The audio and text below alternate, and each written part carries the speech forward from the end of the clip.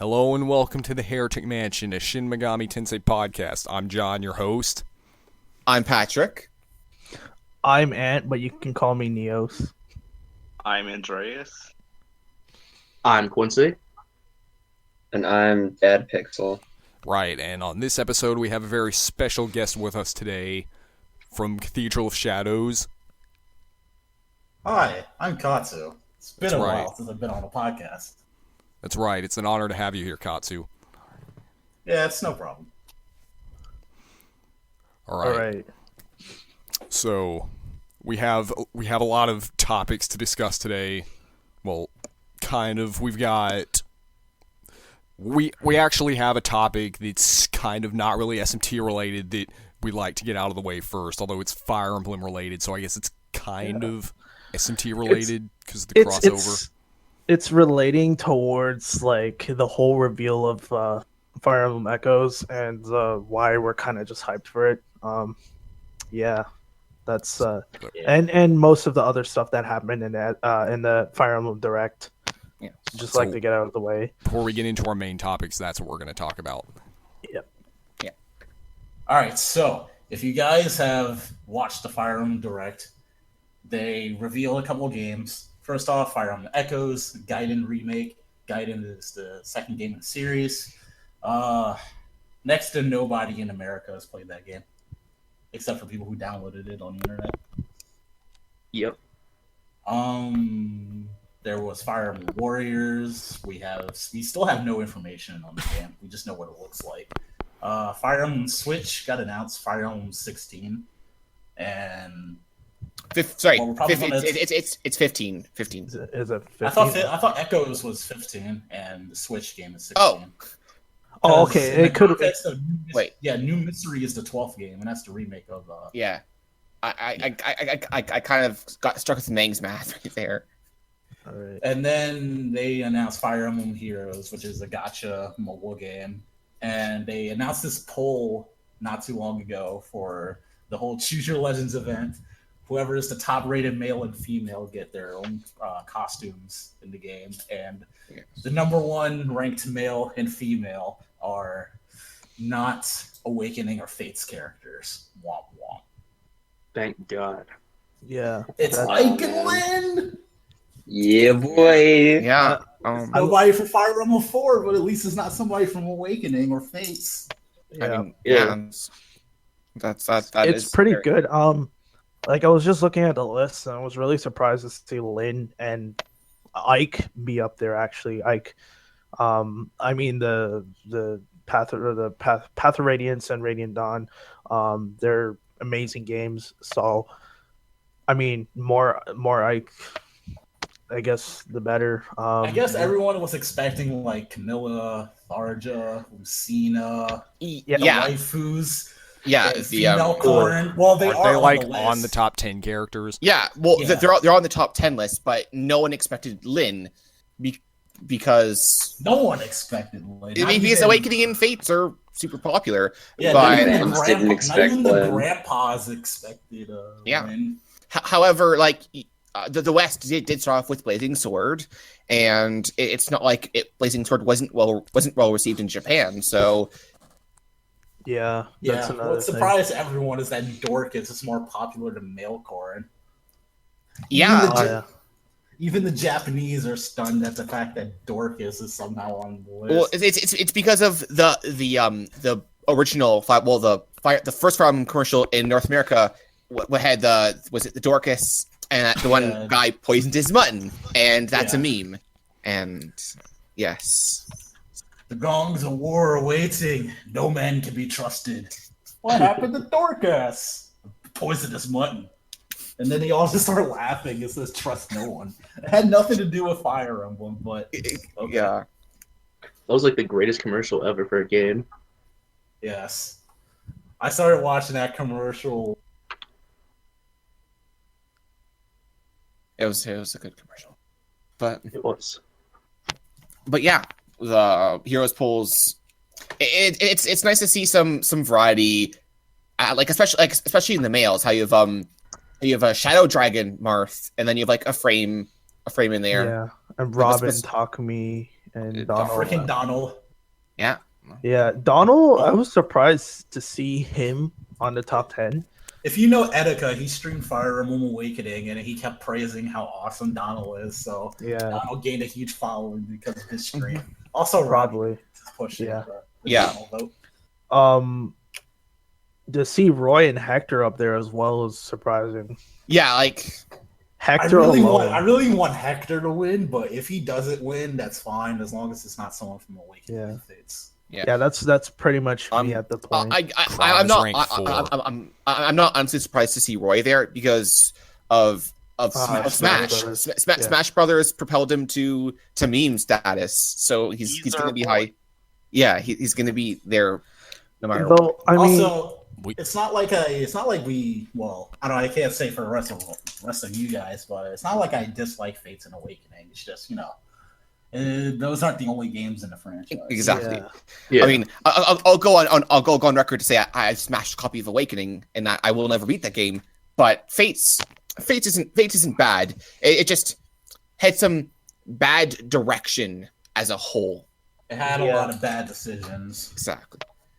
yeah, with Fates, the main point of Fates, what really gets me, is just the whole story and the way everything's executed, even with maps as well. In order for the story to advance, everyone has to behave like an idiot. Yeah. And everyone likes Corey for no reason. He's literally Kirito, but worse. And I don't know. Like my other big problem is it's like the content that they're on. It doesn't have a name. Like it doesn't make sense. Like did they even care about like world building? Like what are you supposed to do? The continent has no name. Someone posted a really interesting theory that the entirety of Fates is just some fan fiction that Wayne wrote. That might be the case. We don't know. I mean, because he heard about the legends of Hoshido and Nor from that in the Crom DLC he talked about Hoshido and Nor, they're legends, right? Maybe Wayne heard about that. He wrote about the war, and that's Fates. Yeah. I mean, I wouldn't be surprised. I wouldn't be surprised if it turned out to be a fanfic because literally it is a fanfic when you look at the story and everything, how it's executed. I mean, Persona Q and Persona 4 Arena are basically fan fictions. They are. Oh, yeah. But they're better than Fates, though. Yeah. Should we briefly talk about who we voted for? I mean, if you've been voting the polls, I guess we can. I'm gonna go on the record and say I haven't voted for anybody. I've been kind of just lurking.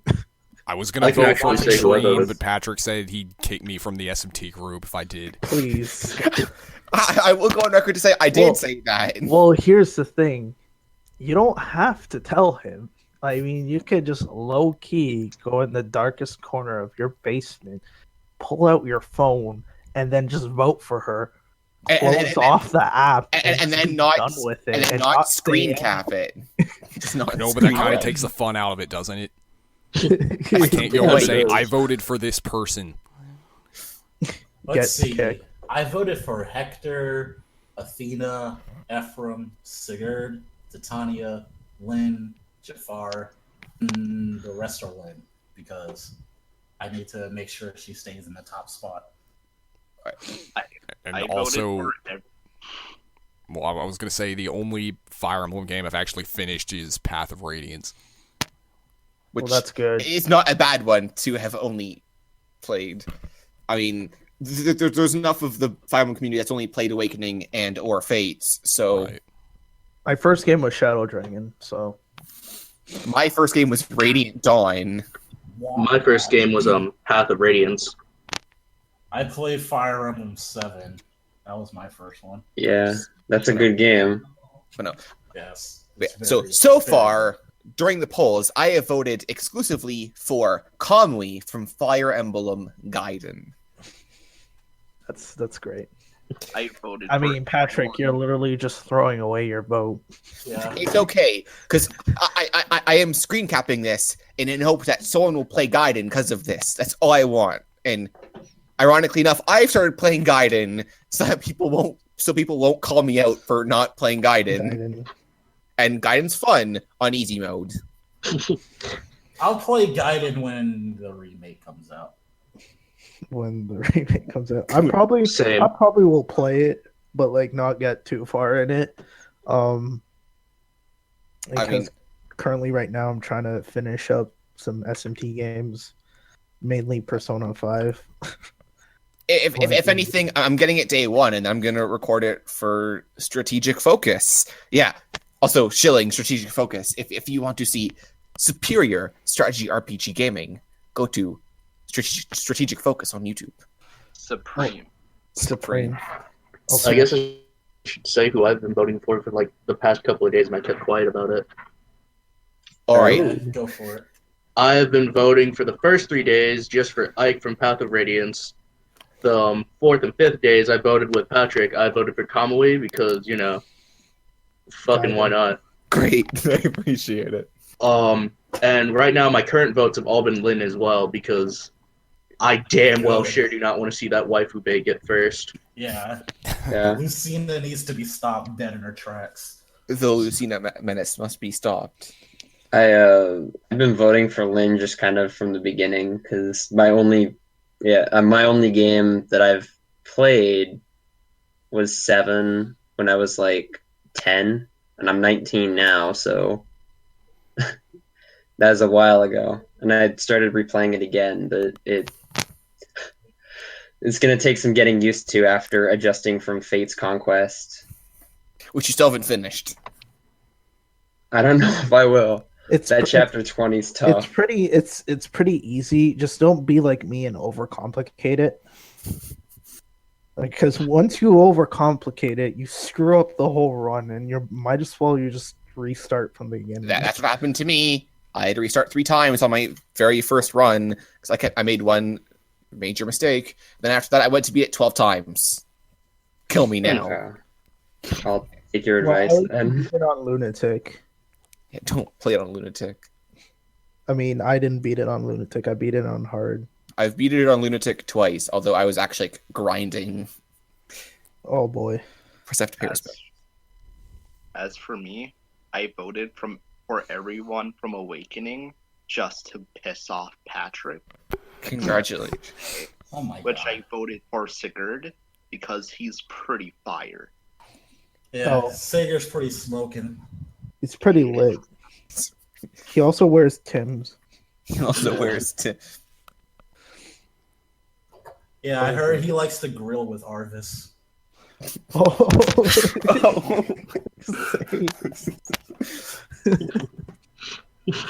I would have voted Arvis too if the interim poll hadn't come out and I saw that Lynn was winning.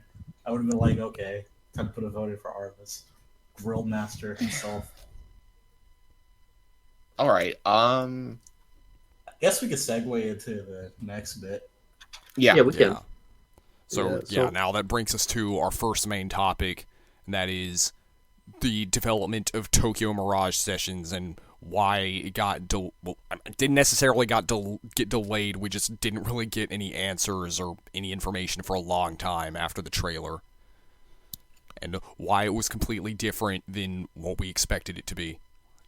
Apparently, there's a conspiracy theory behind it. Exactly. Now, like, what I thought about TMS, or Sharp FE, for some people would like to call it by that, I thought that we were going to get a somewhat similar game to what Devil Survivor was. Yeah, like Devil Survivor, but with Fire Emblem characters. Yeah, but with like Fire Emblem characters and the SMT characters combined. And you guys know about the whole Amala network theory. I thought that would be the main starting point, I guess. It didn't have to make sense as to why everyone got together. It's just like everything onward was entertaining. Yeah, they could literally pull off a better Project X Zone. Yeah. If they tried hard enough. Like, I mean, Fire Emblem is already good on its own, and people would just be like, once you throw a bunch of Awakening characters, once you throw a bunch of new characters from SMT4, you pretty much have the world there, and people can just bite off of name recognition from Fire Emblem. I mean, that's how most people got into TMS, was through Fire Emblem and that whole branding for Fire Emblem. So they could have just pulled that off, and I thought that's what was going to happen. But that's pretty much what everyone thought. I was like, are they going to, like, during the whole time before we found out about what the game was really like, I was just sitting there like, oh man, what's this game going to be like? Are there going to be Outrun shenanigans? Is the Amala network going to be involved? Are they going to Tensei a freaking Megami? Are they going to try and resurrect Naga to save the world? What's going to happen? And we had 2 years to imagine that. Yeah. And it didn't help the fact that Atlus and Nintendo left the fans out of the blue and on this game, and then they decided to just drop a trailer out of nowhere. I think it was E3. Yeah, it was I don't think I E3. knew what it was until I saw the title of it. I was like, what? Yeah, exactly. Like, you really couldn't believe that it was what Shin Megami Tensei Crossfire was. I thought it was an April Fool's joke. Yeah, and it didn't help the fact that the trailer dropped on April Fools. And honestly, at that point, I thought the game was dead. So then I saw that, and I'm like, okay, what game is this? Maybe it should have stayed dead. And then Bill Trinan was like, when I heard this, it was like, this is indeed Shin Megami Tensei Crossfire Emblem collaboration project. And I was like, wait, what? When Bill Trinan said that at the end of the trailer, I got super triggered out of my mind. I was like, I didn't know what to think at that point. I literally just walked away from my computer desk, and I was like, I don't know what to think about anymore. Like, I really, like, I bet everybody was in my shoes at that time. Yeah. It was an incredible time. A lot of people were really, really upset. That the entire existence of that trailer and what Shin Megami Tensei Crossfire Emblem turned out to be literally killed its own hype the moment that trailer was done. To this day, not many people talk about it. Yeah, I mean, in the end, it was what neither Shin Megami Tensei players or Fire Emblem players wanted it to be. Like, yeah, everyone was expecting this Devil Survivor-esque kind of game with Fire Emblem characters, and you go around and like get demon skills and then recruit demons and behold demons with Walter and all this other crazy shit. But instead, we got this idle game.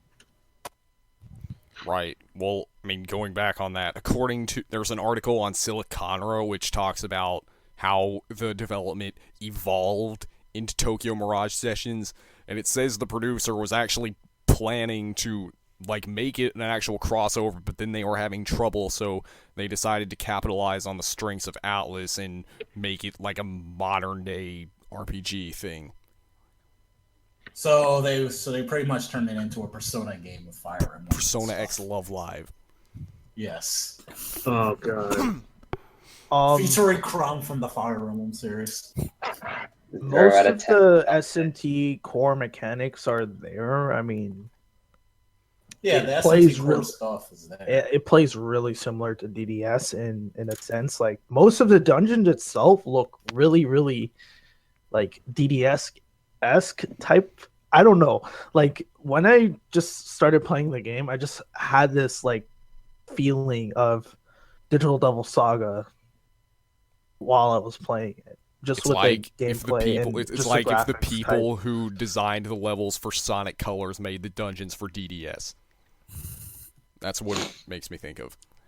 Yeah, like, honestly, like, the game is not bad gameplay wise and graphics wise. It's just the type of genre and the way it kind of just like stands out like in the crowd. It's more of it's not what SMT fans are used to, because we're so used to the dark and gritty sceneries, which this didn't give off by all means. I also thought, like, I was trying to like fish for some more. Also, the reveal trailer came off way too strongly. Remember way back when Persona 4 Arena first came out, and Atlus released that one tutorial, that dub tutorial video, and had Teddy's new voice in it, and everyone freaked the fuck out. Oh yeah. That's basically that. Like, it came out too strong. People were shocked and confused and angry, didn't know what the hell was going on. If it wasn't such a surprise, if it didn't come off so strongly, it would have been much better received. Yeah. Yeah.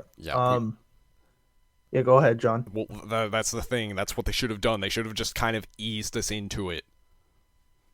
Like, when they changed direction, they should have made they should have made a trailer, something, just given us some kind of word that we were getting a different game. Then people probably wouldn't have been as upset. Like a small little teaser, and then just lead it up to what it was. Yeah. Like, I agree on John on that whole thing. But they let our imaginations run wild, and ultimately our expectations didn't meet the final product. Right. Yeah, and this was like back in like 2013. To think that it's been January that long 2013, ago. and then the next trailer we got was like April. It was April Fool's 2015. Yeah. That was just crazy. Can you believe it's been since that long? Yeah, and time flies. Like, I bought my Wii U in preparation for this game. I still ended up buying the game, by the way. But like, I mean, I bought it too. You bought your Wii U in preparation for this? What? Well, I mean, I've heard about it, and then like because like they said, or one of the reveal things. Yeah, one of them was like it's gonna be like one of the producers said they mentioned that the game was gonna have a modern setting, which everyone kind of expected because SMT is modern. It's like, wouldn't it be crazy to see like a Pegasus Knight land on one of the Tokyo buildings? I was like, oh my god, that sounds amazing. Yeah, that would have been really cool. That would have been so badass. But Just back like to what Ant was. Yeah, go ahead. Oh, like I guess kind of like the thought that I had in my head was kind of like when the initial trailers and stuff came out was like a kind of straight up like a post-apocalyptic Fire Emblem game with your Megaton dudes. So like, Flynn and company would be like hanging out with some Pegasus Knights and it'd be like, hey, let's go kill those demons. And then, chapter 1 start. Let's go kill some motherfucking demons, Demi-Fiend said to Marth. That's what everybody wanted. Yeah, I mean, let's go punch a dragon in the face. I mean, what exactly did you guys think it would like? How do you think the story would go? I thought it would go. I thought it'd be like something like the characters get sucked into portals from their world or something, and then they're thrown into this alternate universe where they have to team up to fight some kind of bad guys or something. Some guy is a dick. Dragons are back. Recruit an army of misfits and save the world. That's right. The story. Yeah, that's I can honestly say. In the case of the person being the dick, it would be probably Lucifer or some law guy. Dragons being back.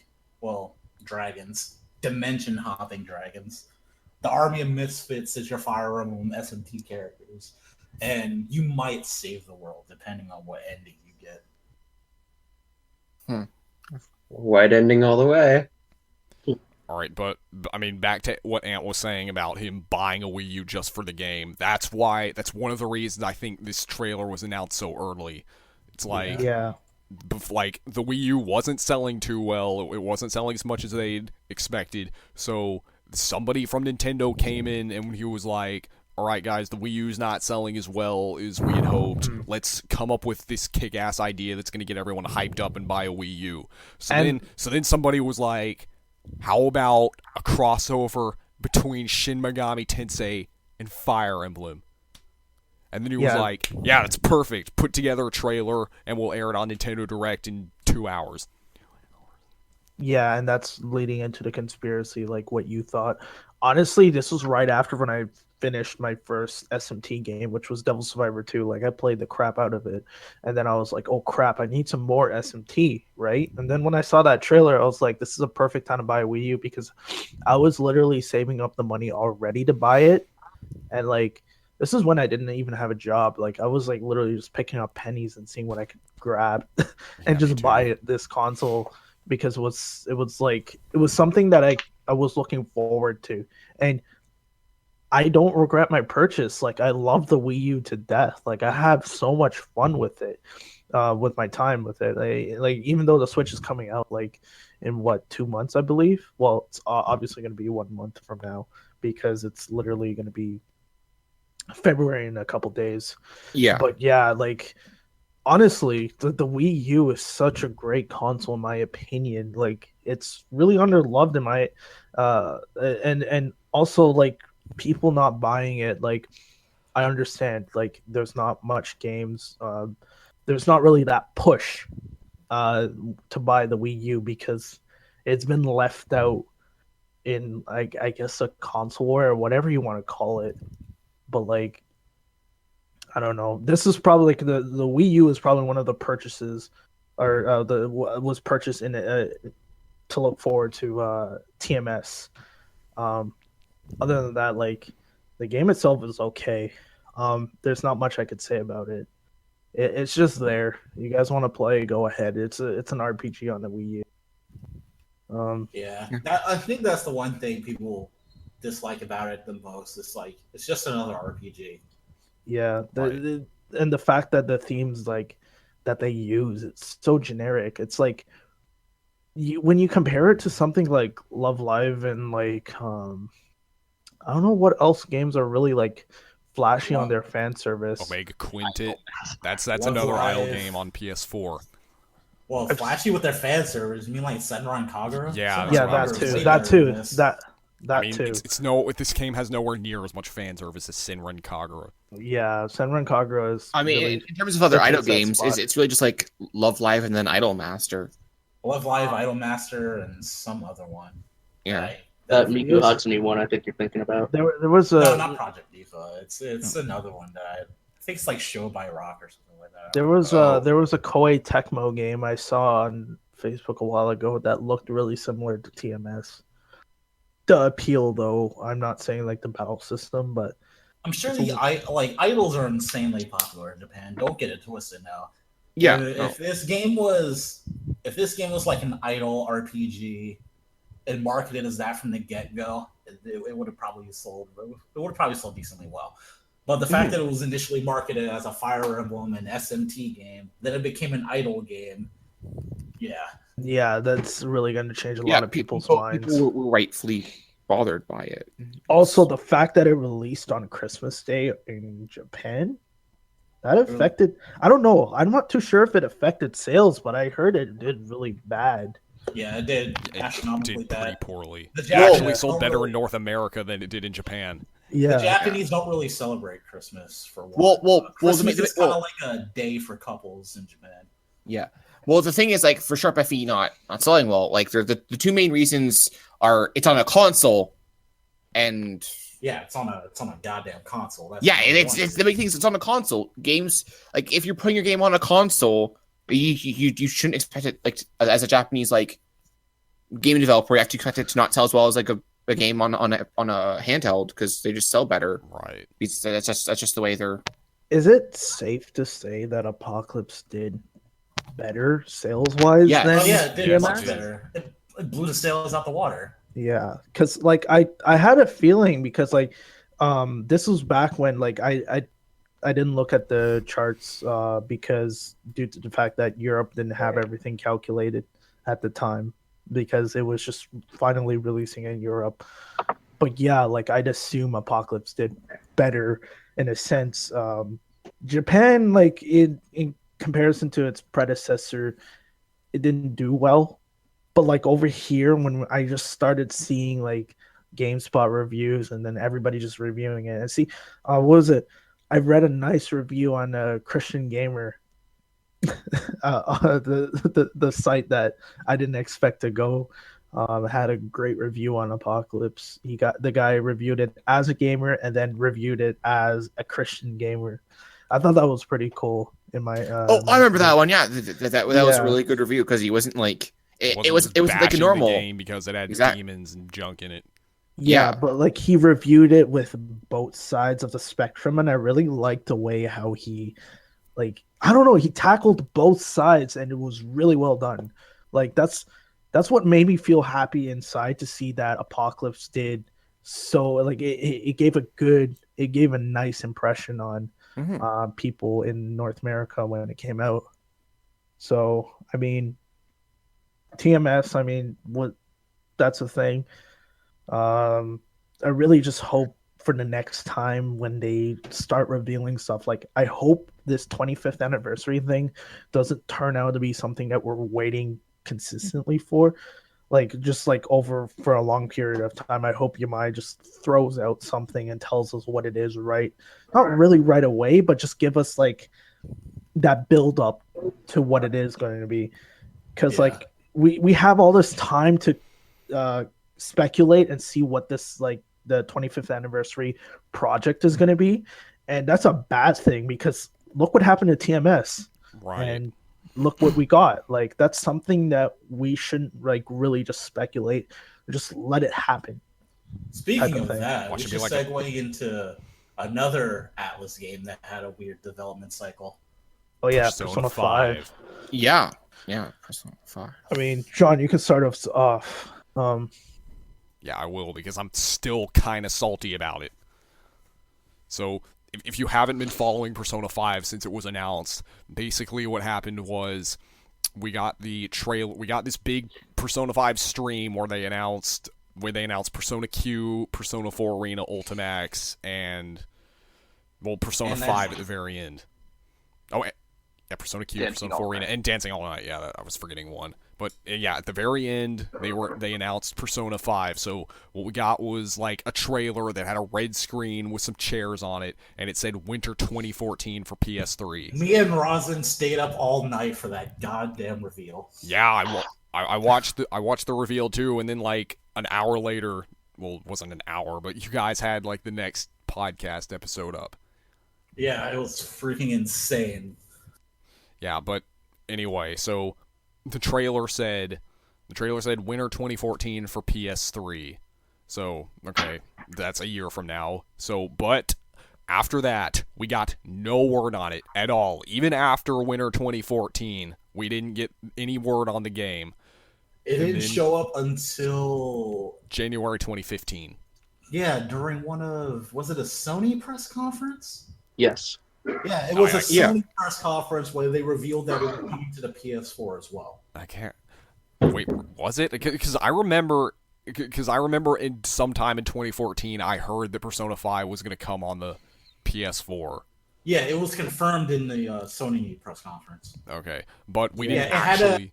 It had an animated trailer of an animated cutscene. I think it was from the beginning of the game, and that's where we got our first look at the protagonist. But everyone thought he was a total nerd until like later that year when we saw what he was really like. But other than that, we didn't really get any information on it. So then fast forward to January 2015, where we actually get an animated trailer, and then at the end of it, we just get a very vague 2015 release date. So yeah, and Atlus was all like, yeah, Persona 5, 2015. Well, Atlus USA. Poor Atlus USA throughout the development cycle of Persona 5. They had, people like to think that Atlus USA and Atlus Japan, Atlus USA in general, are developers when that's not the case at all. No. Yeah, they're pretty pretty much. They're just publishers. Yeah, they're They really don't just have any translating the influence content. on the Japanese version.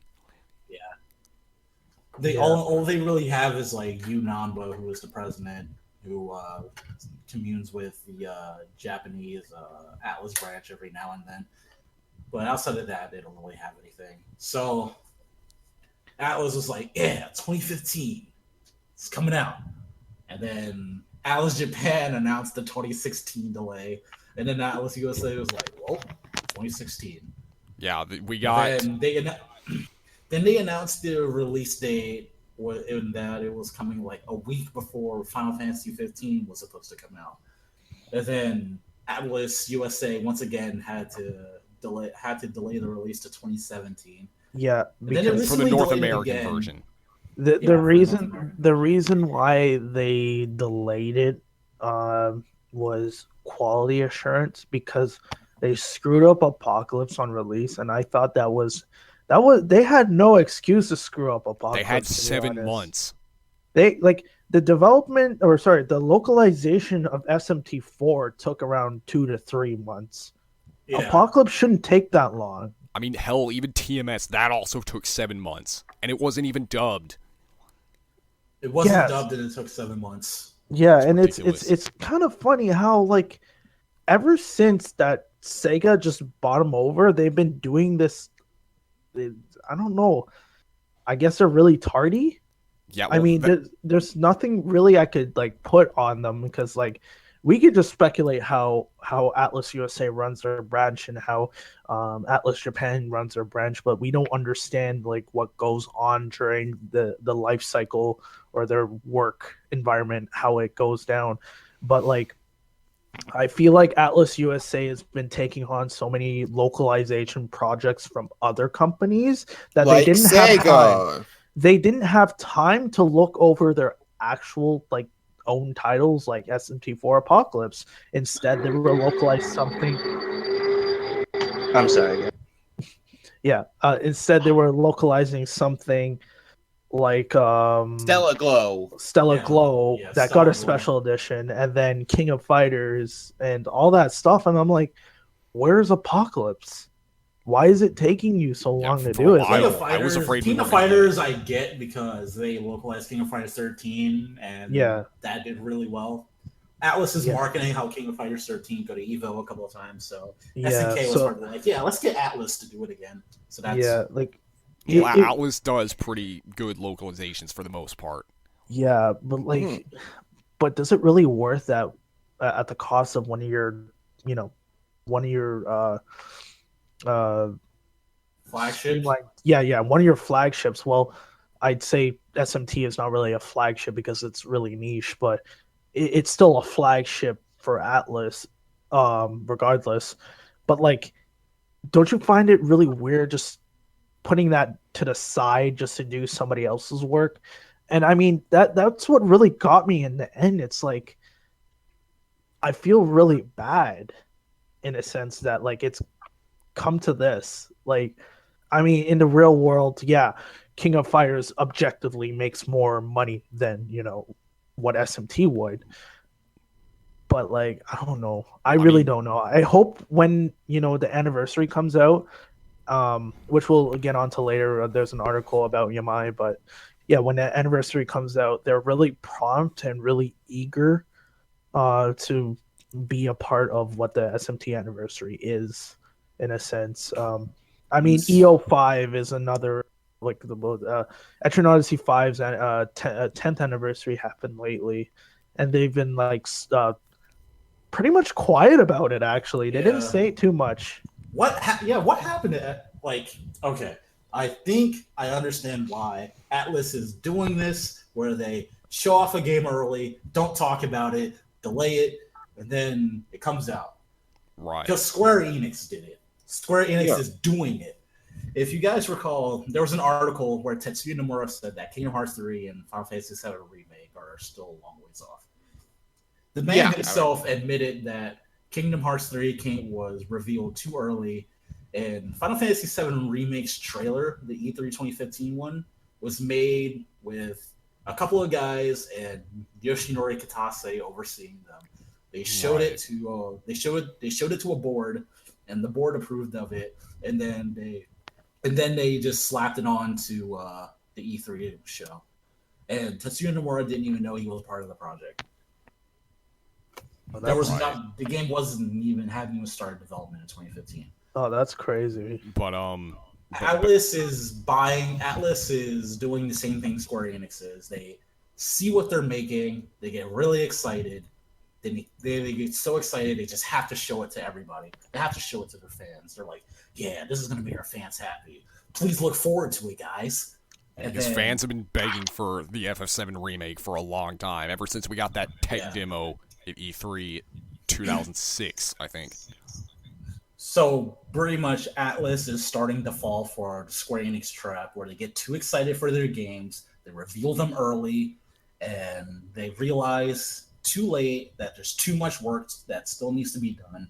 And so they keep quiet about it, talk about it very little, and that pisses off fans. And fans' expectations get blown out of proportion, and that in turn leads to an underdeveloped or an underrealized product. Yeah. The thing is, when when Sega bought Atlus back in 2013, I remember people freaking out saying, "Oh, I guess I better learn Japanese," because Sega at that time was infamous for not localizing their games.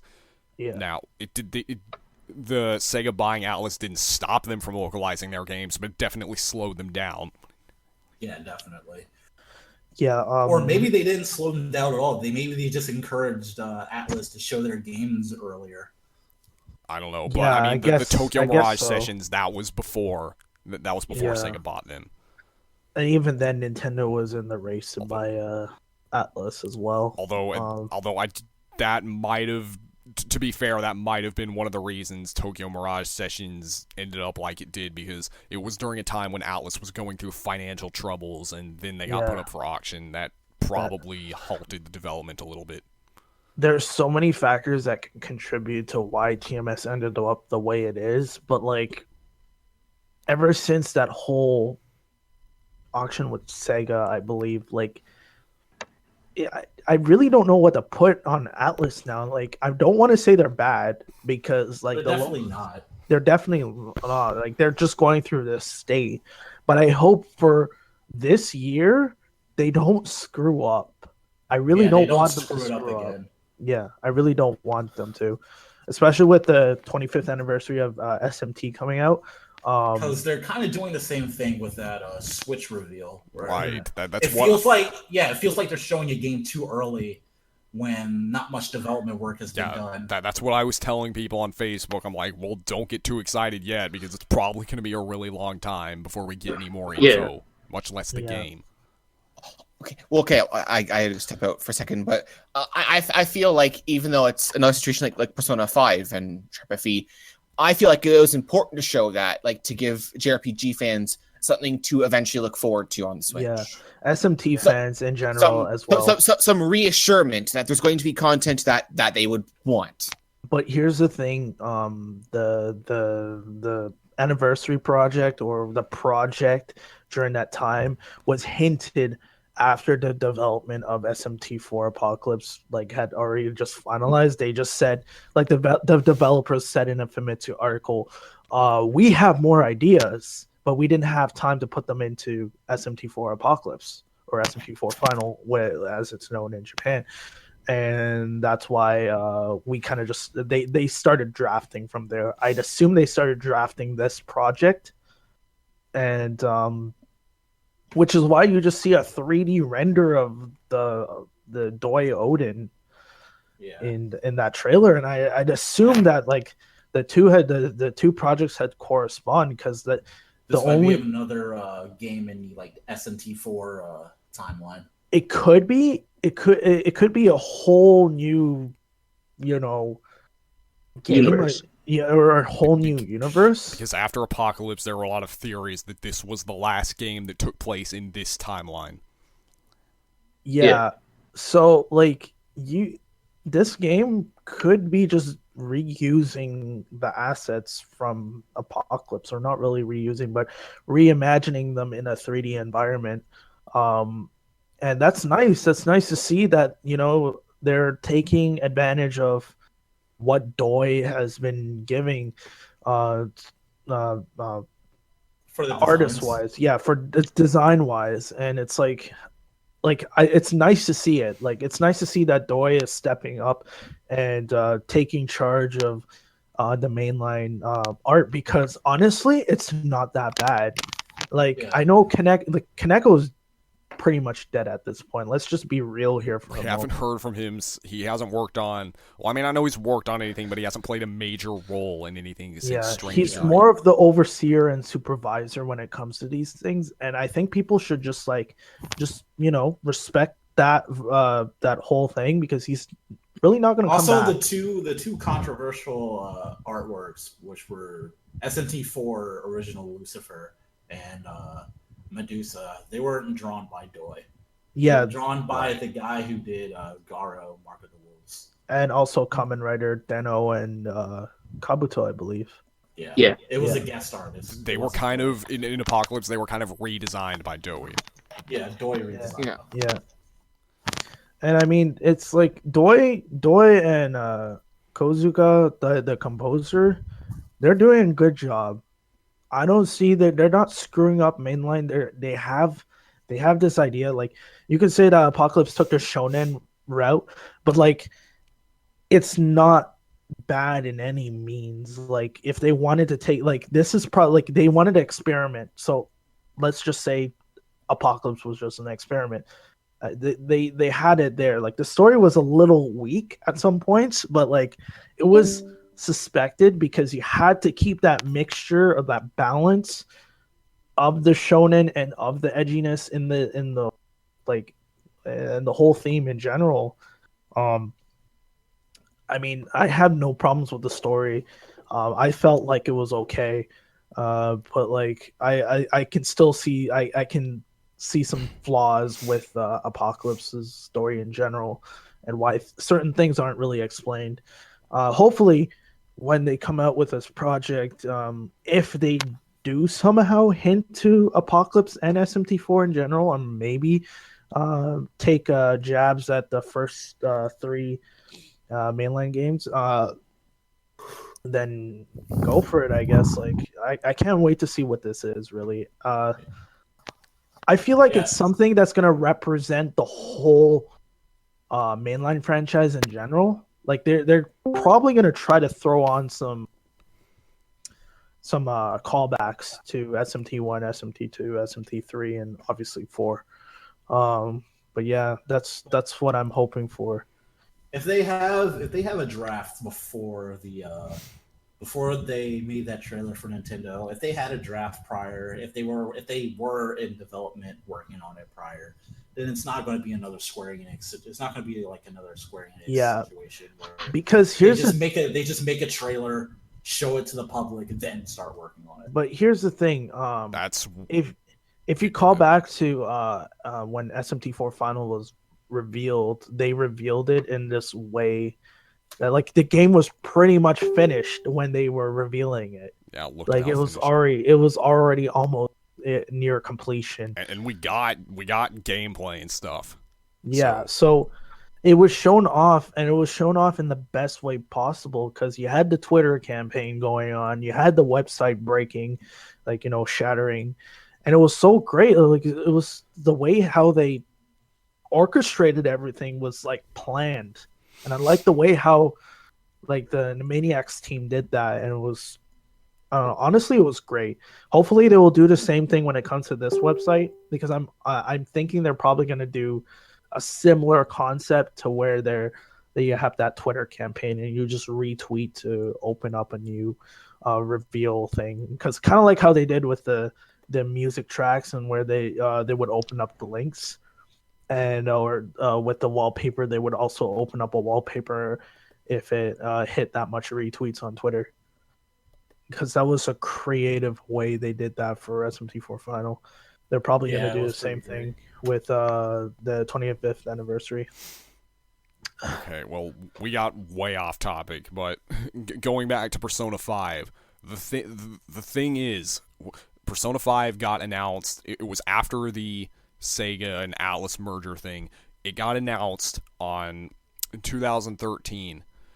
But after each delay, after each time Persona 5 got delayed, Atlus said, well, the game's pretty much finished. We're just kind of polishing it and stuff.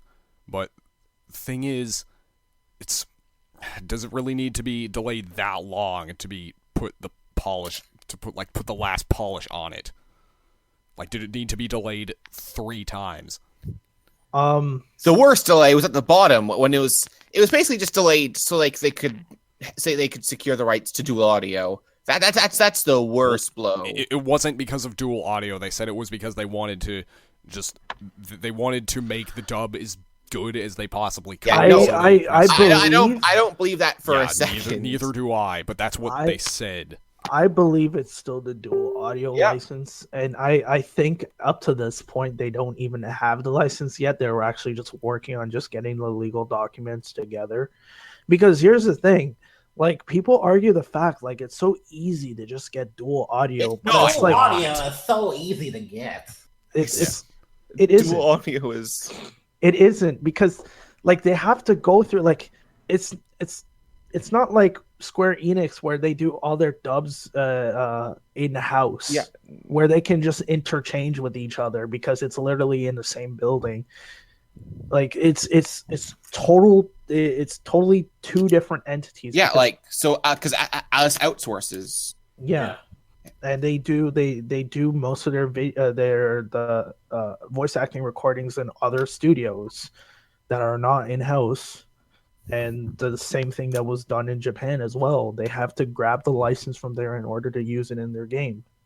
Yeah, but Or else people would not stop harassing Atlus. Like, please give us dual audio. Can we get dual audio? I don't give a shit about the English dub. I just want dual audio. my wife do her QT Japanese voice, please. These people are working their asses off to give you a good dub in your own language. Be grateful, please. And yet they still I told Rosin this a while ago. It's like when Persona 5 does come out, when it does come out in the West, people are still going to find things to complain about. And sure enough, they do. Well, this is gamers we're talking about. Yeah. Implying We're all gamers just- have fun. Yeah, we're just entitled. Yeah, honestly though, like I kind of just sit back, relax, and just see the chaos and unfold right in front of your eyes. Because like these are literal self-entitled weebs. I don't know what you want to call them, or Purge. like I honestly don't know. Like the fact, like mostly on Facebook, I saw it, and like when I didn't, Yeah, I when see. Atlus's page, they posted the trailer. People Like, can you please give us dual audio? the amount of like comments that were just like single-minded and just like not like it was really illiterate. It's just horrible to read because Yeah, Persona, like a lot of fan bases are bad. Well, every fan base is bad. But Persona the Persona fan base is exceptionally bad. I don't know how would you compare both the SMT fan base to the, because here's the thing, I see the similarities, but like when it came to Apocalypse being a thing, not many SMT fans complained about dual audio being a thing in SMT for Apocalypse. I mean, they could have just said, "Oh yeah, we could just hack the 3DS and just put in the voices over it anyways. Just call it a day." Yeah, I mean that's easy to say, but I never saw anybody really comment on dual audio for the for SMT in general. Yeah, well, one of the main arguments that they used was Persona 4 Arena had dual audio, but that's a completely different game. That's a different case, though. Yeah. That's a different case. Yeah, it had dual audio, and then they region locked it. It had dual audio because it was being released so soon after its Japanese release, Right. and they region locked it so Japanese players couldn't import the game for cheaper. Yeah, because of course, Japan has no MSRP in comparison to us. Japan can literally charge whatever the hell they want. Yeah, I've seen I've seen Japanese Facebook pages, like, they recommend it to me on Facebook, and it'll say, buy this game for 10,000 yen. I'm like, that's $100 for a game. Yeah, it's a little too much when it comes to that. Like you can see like on even on online retailers now they overcharge a lot, and then they will just discount it when it's not doing. Yeah, That's the best time you will get game. Yeah. Mm-hmm. But, I mean, the only thing that can explain Persona 5's delay in the West is either the dual audio or they just weren't ready. Yeah. I mean, I'm a little more inclined to believe that it was because of dual audio, because I've never heard of a game getting delayed because they didn't think the dub was good enough. Yeah, never. I've never Honestly, really like Euro HD because the dub wasn't good enough. Jesus Christ, that game had a terrible dub. like honestly, most of Apocalypse's cast is in Persona 5, and I played through Apocalypse, and I can say that the cast was really, really good. Yeah, Especially Apocalypse had Odin, good voice acting. Dagda, and even Krishna and a lot of other people. They were pretty much voiced really well. Like, there's no excuse as to why the dub They cast probably were dubbing both the games side by side and just Yeah. people to like, hey, can you do this game for us? And they're like, yeah, sure. Yeah, I heard DC Douglas is going to be in Persona 5. I forgot what character he's playing, but honestly, his voice is amazing. Yeah, he's a really good voice actor. Yeah. What else? Oh yeah. Do you want to talk about the Yamai thoughts on the Switch? John? Didn't we talk about that last episode? Oh yeah. Yeah, we did. Did Yeah, we? we did. Did we? I don't know. I can't Yeah, we remember. did. Okay. We did. Okay. Good. Because I thought we didn't, and then I think I just brought it up recently. But yeah, I guess we can just move on to questions. Yeah, sure. Yeah. All right. So- All right. You guys got the page open? Yeah, I got have the page open right now. I have the page open. All right. You just- But I I'm don't. opening it up right now. I can just screen cap it because you don't want me saying questions. yeah, you're just. I could say it. I'll Okay. read it. I mean, okay. Do you want me to? I will. Yeah, you can screen cap it and put Okay, it in the general. Okay, first question. Michi asks, which alignment would vote for Trump? Ooh, that's going to be kind of a controversial one, especially with all the political drama going Yeah. on. The only politics I like to listen to is Politics with a Z. Ever listen to his hit song "Hand on My Gat"? That shit is fire. I mean, Hey. Oh yeah. I mean, we won't normally talk about politics on this podcast, but whenever, like, those of you listening, whatever your guys' political views are, I'm perfectly okay with that. I respect you, whatever they are. Yeah. Yeah. The only, like, if you guys are offended of what we say on the podcast, do not feel offended because it's not Don't directed take it towards personally. you. Don't take it Like, personally. I try to avoid going political, but if I do, just it's not personal.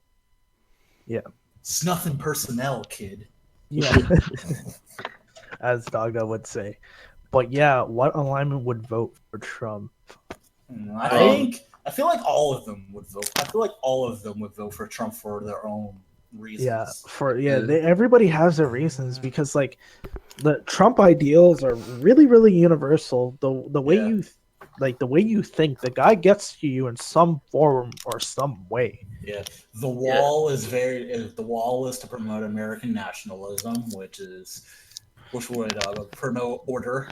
Well, on paper, it would promote order in the United States, so that's very law-like. Yet at the same time, his very existence causes chaos. So chaos right there, and some of his policies that he's done thus far are very neutral. Like they're not trying to promote World War III. Yeah, and they're not promoting like the most positive of values either. Well, so. he was all the neutrality aspect that I got from it was pretty much him promoting the pipelines project and signing off. And that. that one tweet of him like completely destroying some of the Republicans because they're like they're too busy trying to get World War III to happen. Oh yeah, I saw that. Yeah, that was actually pretty funny and made me laugh.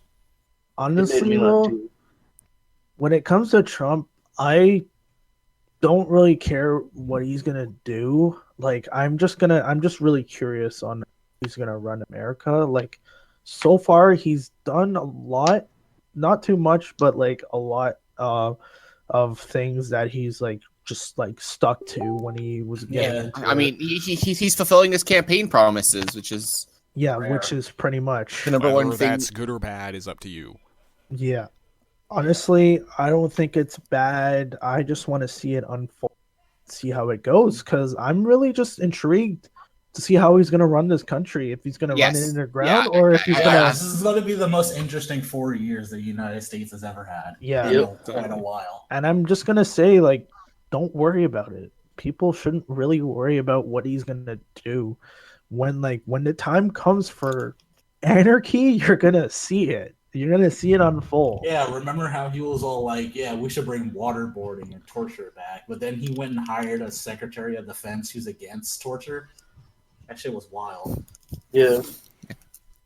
And just remember, World War III isn't gonna happen because, like, no one's gonna let him allow World War III to happen. Yeah, from what he tweeted about, he doesn't even want World War III. Exactly. Right. Yeah. I mean, I think as far as who would vote for it, I think Law would vote for Trump because of his, conservative values. I think Neutral would vote for Hillary, and I think Chaos just wouldn't vote at all. I can see that.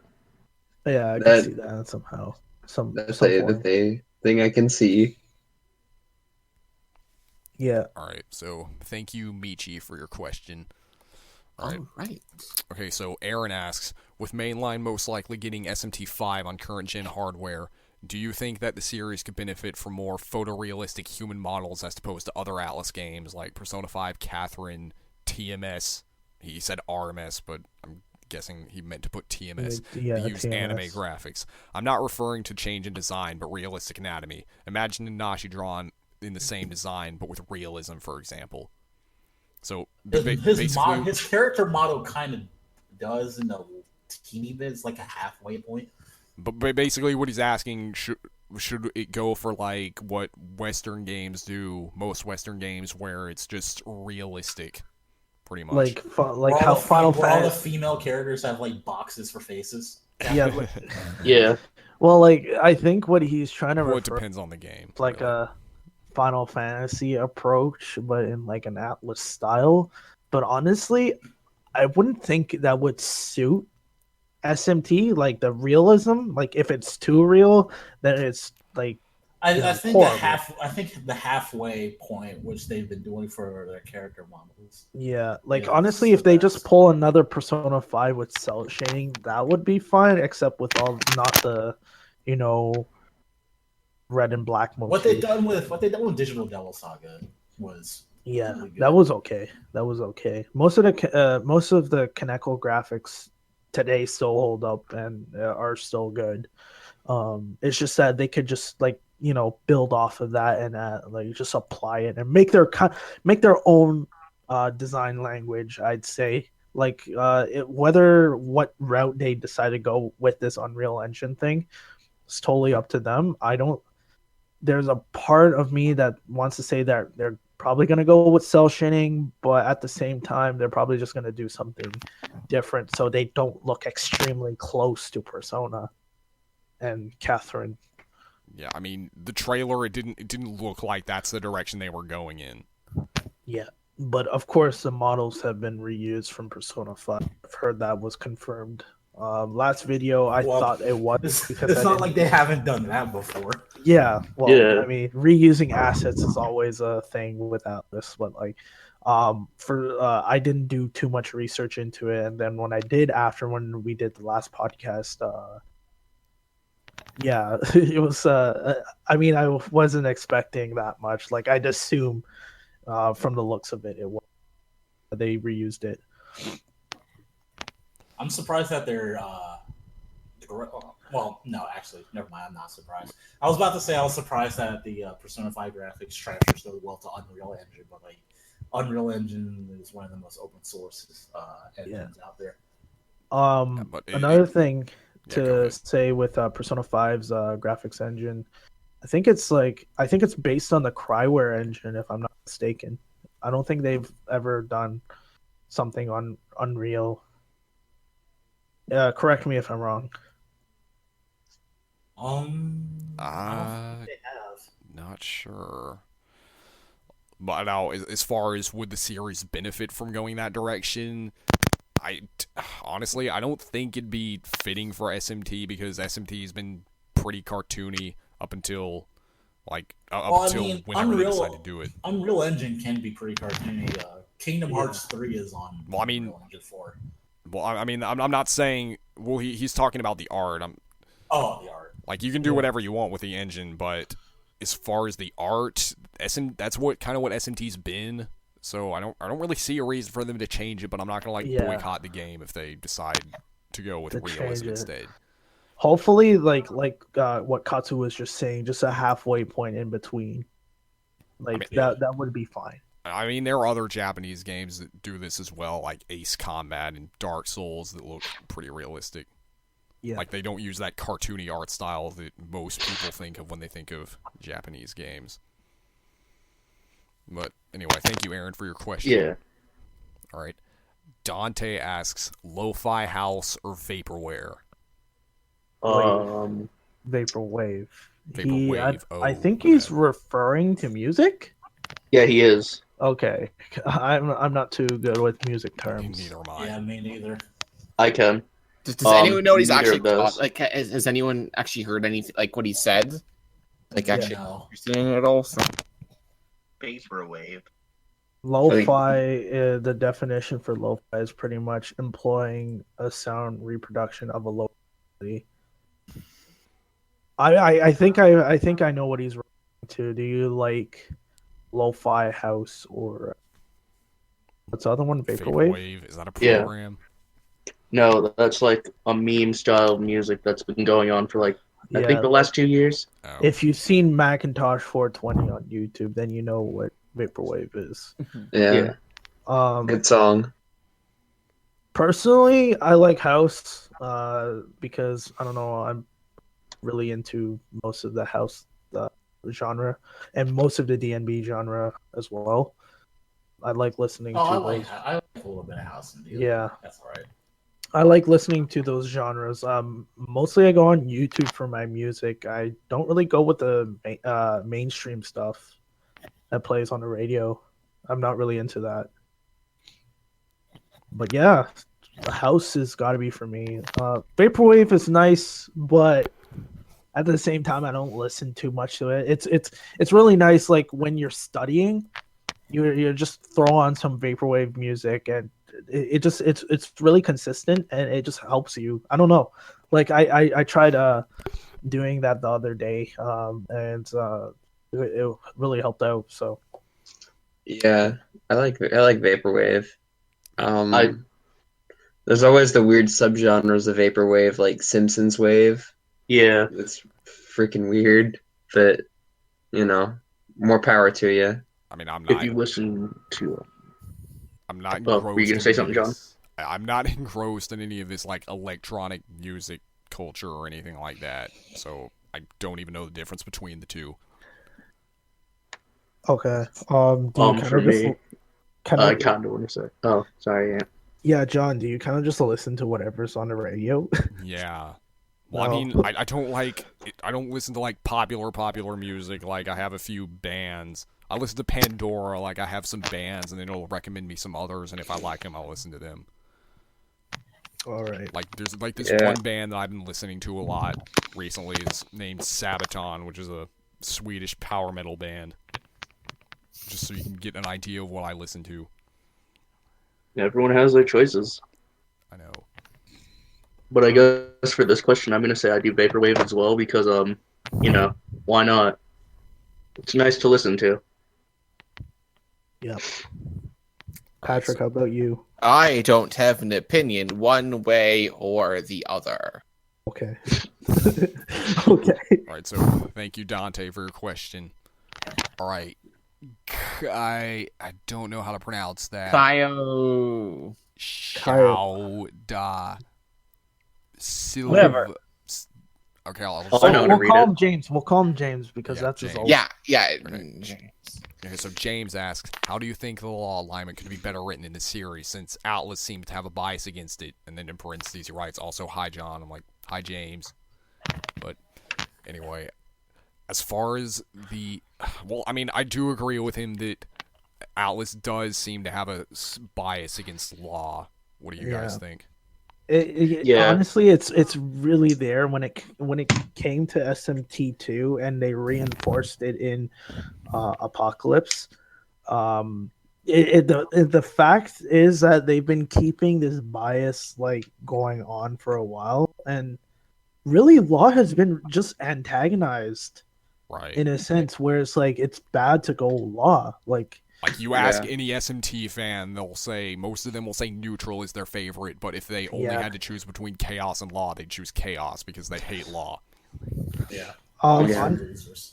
Yeah, like honestly, like I can see the bias there. Like if anybody doesn't know, like when they're playing the game, like the game somehow bashes you for going law or some way in some form. Like the characters will, and like even like Apocalypse, what Apocalypse does well, not many people will know, but like with the two neutral routes, just splitting the two ways, they're both objectively bad, in my opinion, because like they're not really good endings. Like the peace ending itself is not a really. It actually made me cringe, if anything. It's pretty cringy.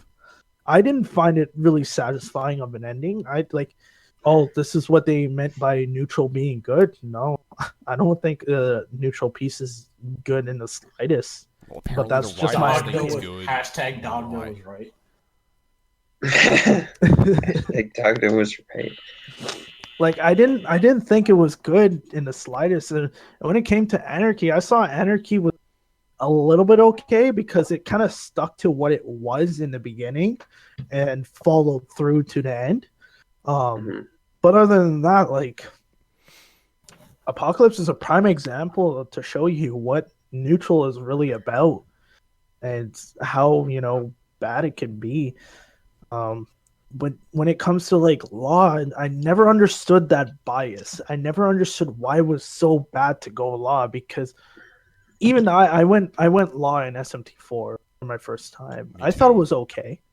I mean, personally, I didn't. My problem with law in SMT4 was that when you're on the law route, you have all these people parroting, like you have these people saying things to you, and Merkaba he doesn't really counterpoint them. He's just like, let's kill this person. He's evil in the eyes of our Lord or something. I'm like, that's pretty much how it is that's pretty much standard SMT fare. Like that's back in Megami Tensei. Because like, you're a different alignment than me. There are reasons to go law. It's just the game never really seems to recognize them. Yeah. Honestly though, like when I first played it, because SMT4 was the first mainline game I've actually completed, and also the first 3DS game I've bought. But other than that, like when it came to just like the decision making, any newcomer will see this and they will think, oh, I don't want to go law, I want to go the middle path, because like the middle path apparently to a lot of people's logic is always the right answer, and I don't want people to think this way. You need to think what your mind thinks, and that's what SMT is all about. It's the choices you make, and it's you that decide what path you want to take. The fact that like you see this antagonizing bias just come off from the law route in these games is really, I guess, bad in a sense, because you're really just pushing you're pushing away people who could be potentially law contestants who want to go into the law route. It's always this, decision point at a time when say, am I choosing the right path or not? And I just and I feel like what Atlus should do for the next game is just let people choose whatever they want with no strings attached, because it seems like the bias is still there for law. And yeah, I completely agree with you, James. Like there is the bias, and honestly, like you shouldn't be shamed for going a certain route, like in any case.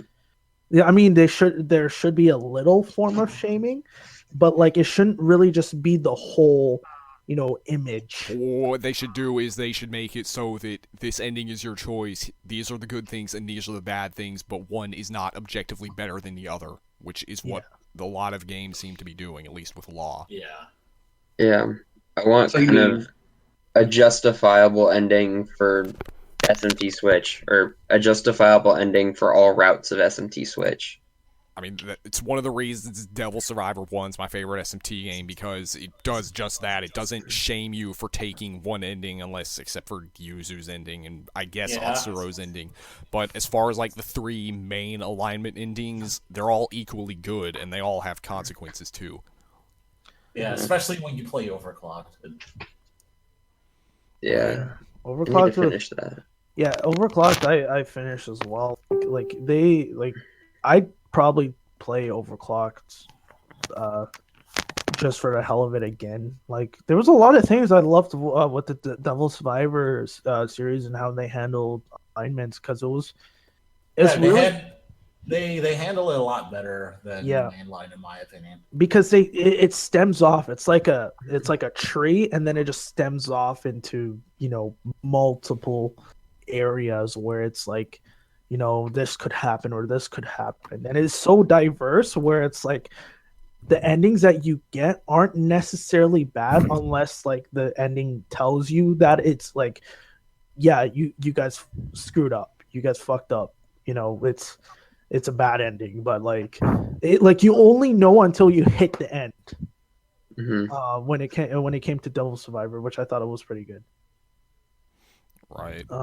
Yeah. Although, one thing I didn't like about Devil Survivor was how the choices you made in the game didn't really affect the endings. It's just, here are your choices, pick one.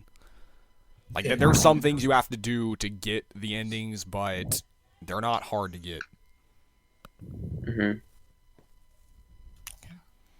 So, yeah, so my advice, if they're trying to make them unbiased, I'd say just take advice from Devil Survivor.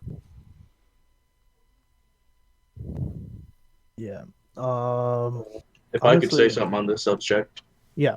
If you wanted to take really good advice from something, like, I don't want to shell out for another game series, but look what they did with Fallout 3 and New Vegas. You had choices and consequences. If you wanted to make law good, follow off of that. Sure, I also disagree with the fact that Metsuma's like, oh yeah, they're different alignments than us, kill them. They could have done that way better. But I see it, they're making law look like all those religious hating Christians that they're like, oh no, they're not Christian, kill them. So Yeah, like the bad part about with mainline, they have this, like, they automatically think that the law or the law theme is all based around the Roman Catholic teachings of Christianity, and that's how it's heavily based upon. But like, I feel like they could just try to not look at that as their main focal point, instead of just like looking how other forms of Christianity is like practiced. In a sense, they could actually just like try to see what the other side of the spectrum is, instead of actually just focusing on one. Because I know with Roman Catholics, they have a lot of regulations and things that they have to follow, and that's why that mainline decided to just go with this whole image of how bad and how you could be shamed for doing certain things, and got a pretty dark history too. Yeah, it's like they could totally change it up. They still have the time to do it. Yeah. Right. So, thank you, James, for your question. Okay, I don't know if I should answer the ones asked by people that are in here right now. No, don't. Yeah, don't. I won't. Although, I think you should answer the last one. Why is Okay, I'll ask that one. I'll answer that one. All right. So, this isn't really a question, but Christian says COS was better, TBH. And we're trying our best. I mean, but can we come up with a new recipe? Yes. Yeah. I don't even know what was this. Andreas asked us that question. I don't even know what it Come on. means. I don't even know what it means. What No, I've got a means- recipe for him. Well, yeah, okay. I can understand. Cathedral of Shadows was objectively better. I thought it was like here's the thing. I loved Cathedrals of Shadows, like the Yeah, me podcast too. itself. It was fun. It was just really entertaining to listen to, and it was the type of thing that you could just go on YouTube and just be like, you would just look forward to it. It was like, I don't know. Whenever a new episode came out, it was like I was just like a little baby and just like, oh, cake. It's great. You know, I get to listen to SMT stuff, right? But it's but honestly, Could have used like, better terminology there, dude. I don't know. I would like the inner nerd will just go up and just be like, Yeah. okay, it's a new Cathedral of Shadows episode, but I really enjoyed it. Like honestly, like with Heretic Mansion being a thing, like yeah, of course, John was inspired by Rawson to do this, and like it was honestly, it's great. Hopefully people will recognize us. Like if you guys don't like us, then that's fine, but like we try our best. We didn't say he didn't like us. We just said they were better. Oh well, I mean, I'm just saying for the listen, but yeah. Well, I mean, the thing is, when I started Heretic Mansion, I kind of tried to just recreate Cathedral of Shadows, but now I'm kind of trying to make it stand out more because I just don't want to copy off of people. I mean, you're not necessarily copying off. It's kind of just similar. I mean, unless like you totally rip off their name and you know the slogan and everything, then I mean it's Control C, Control V. Then I mean, I don't know. That's copying, yeah. But like if you're doing your own thing and you're kind of just hey, you know, it's an SMT podcast, and like that's totally fine. Like, personally, like I really enjoy being on these type of things. Especially just discussing, you know, the franchise I love, like with other fans that you know love the same franchise. Yeah, it's always great. Yeah, it's honestly just like it's like an experience type of thing. Like you get to play the games, and then you get to talk about the games, and then you got to interact with the online community, and then you kind of just have to like just dodge your way through the things that you want to avoid. It's like swimming. Yeah. It's like swimming in the fan base. You're trying to avoid the sharks. Yeah. Where I'm going with this. That you're are you trying to say that we're the Miiverse of SMG podcasts? Hell yeah. Are we the Miiverse of SMT podcast? I don't know. I don't think so. I don't think we're well known yet. Well, one thing you should definitely do is just take the insults with pride. Yeah. If someone calls you a mediocre podcaster, you just put that in your title. Yeah. Yeah. That's what I usually do. Yeah, like the criticism, like if someone says my voice is really crappy, then that's fine. I mean, there's Just nothing like, I can hey, do what's about up, it. crappy That's something we can't fix. Like we want criticism so we can make it better. Yeah, But like, that's it's something like, we can't. we really can do try anything about. our best to fix whatever the problem. But yeah, like it's honestly, hopefully we'll get that traction going. I mean, John has been like lacking on episodes, but that's totally fine. He's got us, and yeah, I don't know if there's any other questions after this. Oh yeah, we have the Patrine question. Yeah, why is Patrick asked, why is Patrine objectively the worst character from Path of Radiance? It's because you think that because you're a freaking retard. Okay. Oh, step on your Tims. Oh, boy. What do you Well, guys yeah, have against Patrine? Like seriously. Meet me at the border. What games have we been playing lately? Honestly, I've been playing Grand Blue. Yeah. Wait, Yeah. Grand Blue Fantasy? Hell yeah, dude. I love this game.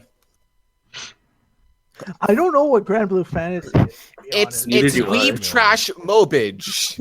Yeah, it's the MOBA game that's ruined my fucking life. I mean, How much money have you sunk into it? You probably don't want to know that answer. No, I go ahead. want to know this. Tell us. I want to know. You do not want Come on, to know. Katsu. Okay, well, to give you an idea, just today they announced the monthly, they call it the Legend Festival, where Oh you boy. get, where there's super, where you can get these super limited characters that you can only draw during this time. There are usually SSR versions of the characters that appear in the story. Oh boy, good old low percent drops. And they have a 6%. You have a 6% chance of getting an SSR, and even less getting an SSR of a character in the story. So they have this after the whole Anchira controversy last year. They added this thing called the Spark system, where if you draw 300 times, you'll be able to get a Spark, which will allow you. Well, if you get 300 Sparks, you'll be able to trade those for a character of your choice. Anyway, I saved up about 80k crystals for Legafest, and I drew, and all of my crystals are gone. I drew about 200 something times, and I was a few short of getting a spark. I was a few short of sparking a character. So I spent about $60 to get the last couple of. Jesus Christ! Oh man! All right, Katsu. It's a good thing we brought you on this podcast. That's not even that bad. Like we need to have an intervention. The guy who wanted to get Anchira spent like $5,000. Yeah, like Shit. like the Japanese horror stories you hear of these people just spending all of their money on mobage. It's crazy. Like Japanese celebrities will spend like thousands upon thousands of dollars. It's insane. I wonder how much Masahiro is actually. The What guy's about that big guy on who mode. plays That's gonna be what happens when the Fire Emblem notebook comes out. Oh There's gonna yeah. be limited Yeah, I characters. mean, that no doubt everybody about it. wants, and they're Yeah, gonna make tons of money. Yeah, special like If limited like you- event art for characters. If you try to use money to spark a character in Grand Blue, that's gonna cost you $800. I did the math. It's $800 for to spark. So the fact that I only had to pay $60 is a blessing. That's a good, I mean, okay, here's the thing. 60 CAD. My wallet would be hurting. 60 Yeah. USD on 60 the other USD. hand. Okay, Nuclear yeah. warhead. that's yeah. Go ahead. Ugh. 60 CAD is something I'd just throw in my bank mean- account and use I mean, for it's a rainy not day. actually $60. It's like 30,000 yen for a 10 part to draw 10 times. Oh. So Okay. and it's not that bad. Oh, okay. Yeah. It actually averages out to like $24 per 3,000 yen. All right. Because ironically, thanks to Donald Trump, the exchange rate for Japanese yen went down. So the US Oh dollar, hell yeah. you get more for your dollar. Oh, that's good. Thank you, based Donald. Gotta import your porn now. You gotta Do it. import everything. Like honestly, CAD has been hurting over here because I mean I want to buy some games that are still expensive on the yen side of things, and it's not going down anytime soon. It's kind of like if the dollar was to go up the next day, it would be like a dream. I'd totally hop on that engine and just buy all the fucking Japanese games I could find. Mhm. But yeah, I don't know what game I've been playing recently. Like it's kind of been just off and on. Like first I started with Majin Tensei, then I went over to Rond, and then I went over to Persona 5, and then I stopped Persona 5 for a bit to play Fates Randomizer, and then I've been playing Fates Randomizer for a bit. Going back and forth. I've also been playing Kingdom Hearts 2.8 that came out. Oh boy, I wanted to get the game, but honestly, Mhm. It's not worth $60. I'll tell you that Yeah. right now. Oh. but here's the thing: it's 80 CAD over here. Yeah, it's Oh. not. It's not 80. worth. Just remember this. It's 80 CAD for birth. Well, not for 300. For what's it called? What is it? Dream drop distance. Do not pay. Yeah. Do not pay 80 CAD for dream drop distance. Yeah, I mean, you're paying full MSRP for Dream Drop Distance and the Kingdom Hearts 3 demo. Yeah, like honestly, like the Dream Drop Distance I have on my 3DS. I haven't completed it yet, but I mean, there's gonna I be don't that. want to complete Dream Drop Distance again. I only bought it for the Birth by Sleep demo.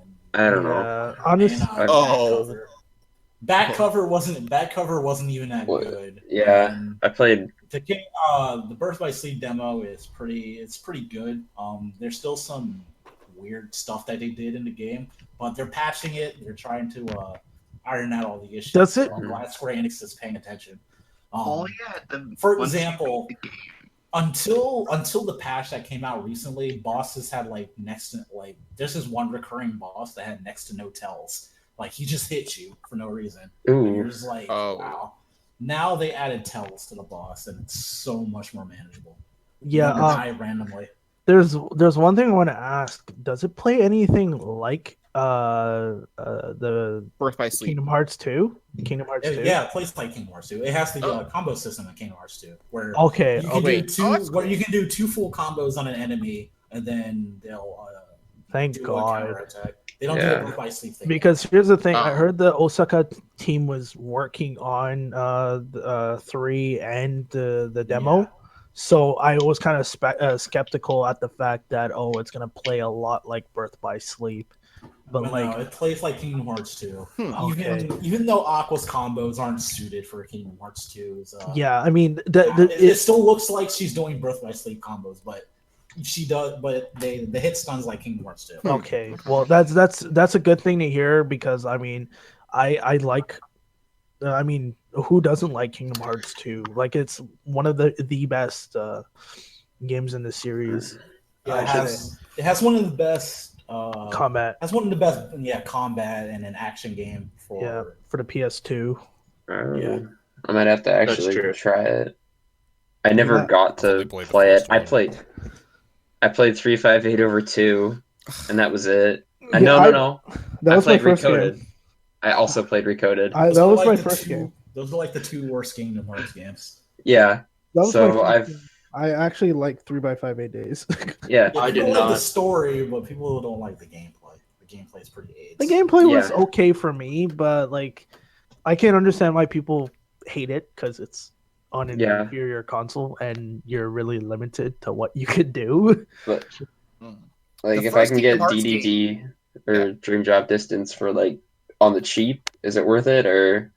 I mean, if you can get it for cheaper on the 3DS, like let's say like 25 to 30 USD, yeah, it's worth a shot. Okay, cool. I mean, I just want to see Cloud hang out with my Disney boys. Oh, it's a little memey sometimes. Like sometimes the difficulty will go up, for some bosses, but invest in Balloon. Balloon is broken. Fucking But otherwise, it's pretty okay. Although in terms of Kingdom Hearts games, the first game I actually beat was ironically enough, Ventus Critical Mode on Birth by Sleep Final Mix.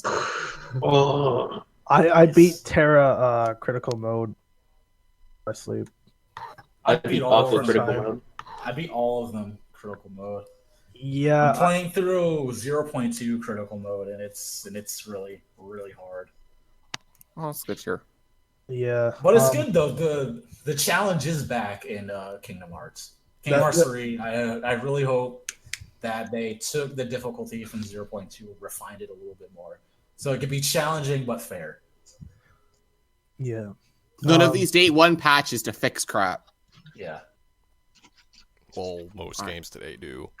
I know, but most of the games today do that. It's annoying though. Like if they would have just delayed it by like a week, you could fix everything. And I mean, the patch that came out for 0.2 was in response to fan feedback, so it wasn't something that they could have anticipated. Yeah. Right. Yeah. Just getting back to what I was gonna say.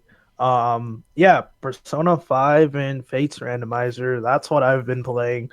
I haven't played Fates in months. Like, I was busy doing a ROM hack for Fates a while ago, but then when I got to playing it, I just looked at the game and was like, "This game sucks." And then I stopped playing. I mean, that was me when I finished the game. finishing the game and not touching Fates ever again. When Randomizer comes out, and I'm like, no, this could be kind of fun. So, yeah. Mm-hmm. I'm currently hopping between Gaiden, Fates Randomizer, and then recording Birthright, Conquest, and Revelation Lunatic, and Devil's Cipher 2 Overclocked 4. My strategy RPG channel, Strategic Focus. Go subscribe, people. Oh, I'm just chilling out. Go sub. I'll put a link in the description. Put a link in the description, boy. But yes. But it's honestly like, after when I get tired of this randomizer, I might try, might go back to genealogy. Because, like, if you guys didn't know, they have a new patch for it. And it came out in May. DDS worked on it. Yeah, the guy who did Kuyaku, the translation for that, did the coding for the genealogy patch. And as far as I know, he's going to return for the eventual 3.7.6. Yeah, which I'm pretty hyped as well to see. Yeah, gotta get rid of the in America meme. Never again. Well, as for me, I'm just kind of chilling. I'm just waiting for Persona 5 to come out, so You're being a plebeian and playing shooters. I'm playing Battlefield 1.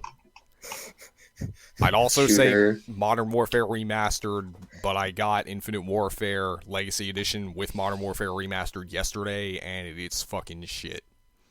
I will say this again. Meet me at the border. Okay.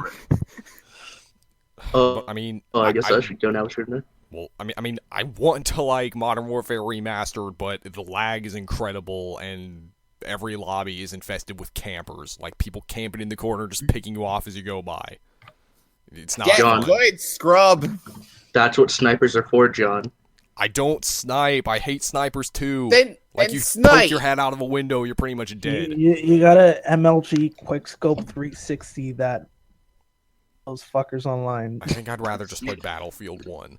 Then go play Battlefield 1 and be an angry German. Exactly. That's what I'm doing.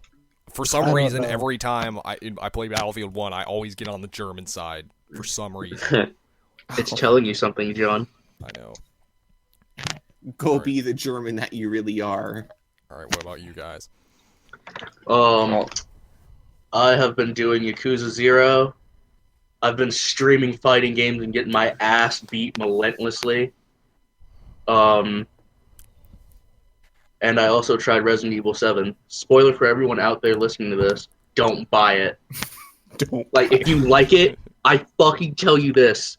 Don't buy it, it's bad. Resi 7? Yes. Oh. There's so many continuity errors in it, it's not even fucking funny. Okay. Okay. It's not even like it's just Resident Evil 7 is just a mediocre game. And for a full price AAA game, like the amount of time you can get out of it, like for your first playthrough, it's nothing. It's not worth your money. Just Wow. If you want a Resident Evil game, go play 2 or 1. Yeah. Ugh. It'll never. I guess the last one is Andres. I'm in the freeway between SMT1, Genealogy, and Duck Dynasty for the 3DS. Oh boy! Oh my god! Nice. Is it good? Hell yeah! All right. I'll have to see if my local GameStop has it on there. Apparently, it's like Animal Crossing. Oh really? You get to shoot animals. Oh. You know, it's the Disney Magical Kingdom of freaking Dynasty. Hey, wait, Michael, what you should do is you should buy it, dump the ROM, and then return it. Okay.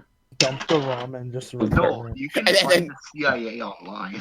And then leak it online so everyone else can play it too. Yeah. I'll give you guys the best video game for the 3DS. You know, I've been... Atlus should just stop working on Persona 5 localization and just make a sequel to Duck Dynasty for the 3DS. Yeah. No. Yeah. No, okay. So the next crossover with Shin Megami Tensei should be Duck Dynasty. Yeah. No, that's the 3DS game they're working on. Duck Dynasty. Duck Dynasty. You're right. It makes sense. I mean, the Louisiana QDX swamps are Files pretty theme. apocalyptic. Like, it's a It'll spooky probably be place. better than Tokyo Mirage Sessions. Oh, Watch it be another idle game with the Duck Dynasty guys. dude, I'd still play it. That'd be great. Oh, jeez, it's like powerful. I guess I've been kind of playing a little bit of FE7. I played a bit of Thracia, but I didn't know what I was doing, so I stopped. And I've been playing Fates. So if anybody can help me with Chapter 20, your comments down below would be much appreciated. Birthright or Conquest? Conquest Oh. ain't no casual. Are the sea snippers beating your ass? It's not just the sea snippers, it's Mr. Clean. Oh, Yeah. Mr. Clean's beating the crap out of you. Mr. Clean. Mr. Fuga's Wild Ride. Dude, It's the just wind is a like- cool gimmick, but Jesus Christ. The entire chapter is just a prank, bro.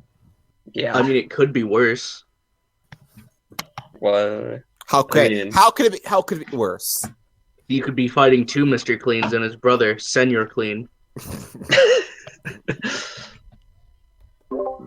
I guess, yeah. Yeah, I could Yeah. be doing that. And Alright. Is there anything else you guys want to say? Oh no, I guess we're The fucking news story about Persona 5. what about Which it? one? The, Oh, the, you're. the Tokyo thing. Oh yeah, oh I yeah, forgot about wait, that. I guess we can talk about that. Well, Nobody what talks is this? about I don't know about it.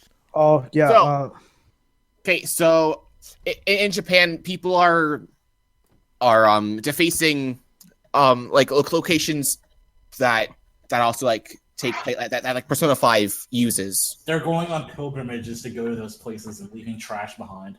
Yeah. Alice is Alright. like, don't do that. Please. Please do not do that. Don't do that. Don't litter. That's Yeah. pretty much it. It's kind of bad to see that, but at the same time, I'm like, why? What do you gain out of that? Like, I don't know. The Japanese have some weird. Japanese have are obsessed in different ways that people in the West are. Ever heard? Did you hear about that one hentai doujin artist that had his house burned down because he drew an NTR doujin with that one maid chick from ReZero? What? Seriously? He got his house Oh, burned yeah. down? Got his his house house burned down? conveniently burned down after he Yeah. That- conveniently burned down. Oh no. what I'm wondering Reminds is me how of the right how the NTR. person who supposedly burned his house down got his address. That's not Man. hard. This is the internet. You can dox anybody. Yeah. He probably got doxxed, and they found his house and then put it to the torch. That We're is like- actually messed His up. cats went missing too. I hope they find his cats. Oh man, yeah, I hope Yeah. I find the cats. When was that? It was either a few days to a week ago or somewhere around that time. I don't know who the artist was, but So I guess which means these people. I guess these people did this in response to something he drew at Comic Kit 91. Then it was probably a C91 doujin that he drew, and people got really upset. It's the Wow. same your thing fans with- can get triggered.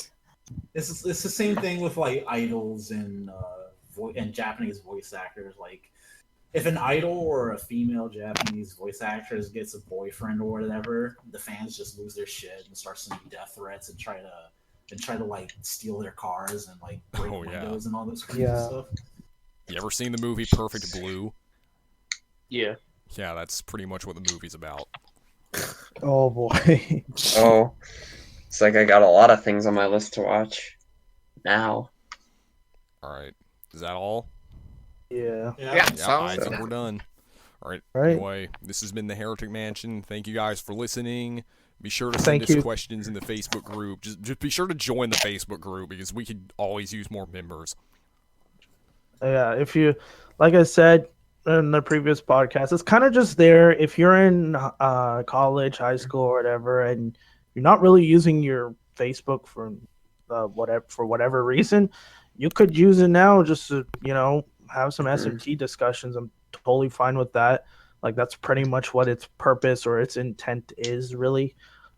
Yeah, so just there should be like a join link if you're interested. So yeah. Other than that, thank you, Katsu, for being on here. Yes, thank you. Yeah, no problem. Totally appreciate taking your time out of your day to join us on this. And yeah, it was really nice talking to you, and just hearing your voice once again because I've heard it on Cathedral of Shadows. So Yeah. yeah. Have you been on any other podcasts besides Cathedral of Shadows? No, not really. I haven't been much of a podcast guy lately, so. Well, we hope you join us again. Yeah. Whenever you have the time, let us know, and we'd be happy to have you on again. Yeah. Okay. All right. Thank you guys for listening. Definitely. Thank you guys for listening, and we are out.